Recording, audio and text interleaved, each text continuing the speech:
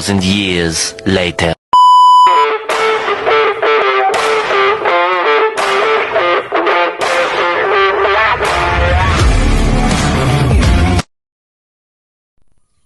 Halo semuanya, yuk kita jalan-jalan ke taman bunga.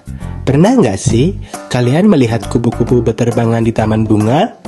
Cantik banget bukan?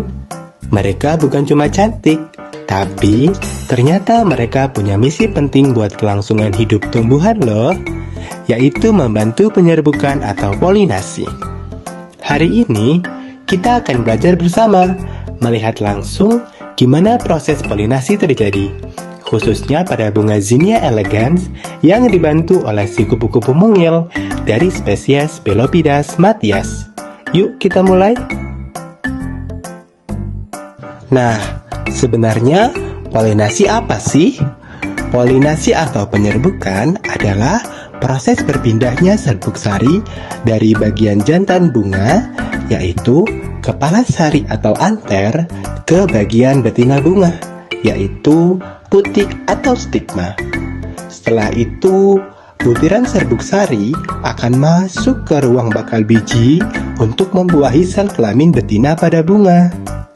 Setelah terjadi pembuahan, maka muncullah proses pembelahan sel di ruang bakal biji. Pada umumnya, bakal biji akan terbungkus oleh bakal buah sebagai cadangan makanan bagi tanaman. Proses ini sangat penting karena tanpa polinasi, tumbuhan tidak bisa menghasilkan keturunan baru. Polinasi bisa terjadi dengan bantuan angin, air, hewan, bahkan manusia. Tapi yang paling sering kita temui adalah polinasi oleh hewan, terutama serangga yang kita sebut dengan entomogami. Entomogami adalah proses penyerbukan yang dibantu oleh serangga sebagai perantaranya, seperti lebah, kumbang, dan tentu saja kupu-kupu. Interaksi ini merupakan bentuk simbiosis mutualisme. Zinnia elegans menyediakan makanan dan kupu-kupu menjadi kurir serbuk sari yang efisien.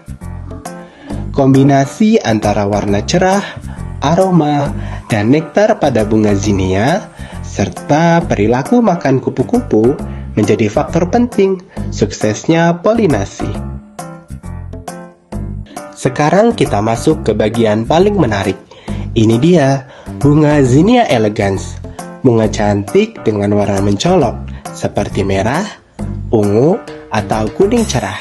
Sangat menggoda bagi kupu-kupu. Bunganya juga menghasilkan nektar dengan rasa manis sebagai daya tarik alami bagi kupu-kupu. Di sisi lain, ada Pelopidas mathias, si kupu-kupu mungil dari keluarga Hesperidae yang aktif terbang rendah di sekitar taman. Saat Pelopidas mathias hinggap di bunga zinnia, dia menjulurkan belalainya atau proboscis untuk menghisap nektar di pusat bunga. Tapi secara tidak langsung, tubuh bagian bawah kupu-kupu, terutama dada dan kaki depannya, menyentuh bagian kepala sari yang penuh dengan serbuk. Serbuk sari ini menempel di tubuh kupu-kupu. Lalu saat ia pindah ke bunga lain yang sudah siap diserbuki, serbuk sari tersebut akan mengenai kepala putik. Inilah inti dari proses polinasi. Polinasi oleh kupu-kupu seperti Pelopidas mathias, mereka paling aktif di pagi hari sampai siang hari, ketika bunga zinnia mekar sempurna dan cuaca cerah. Pelopidas mathias yang merupakan kupu-kupu dari famili Hesperidae termasuk kategori kupu-kupu diurnal.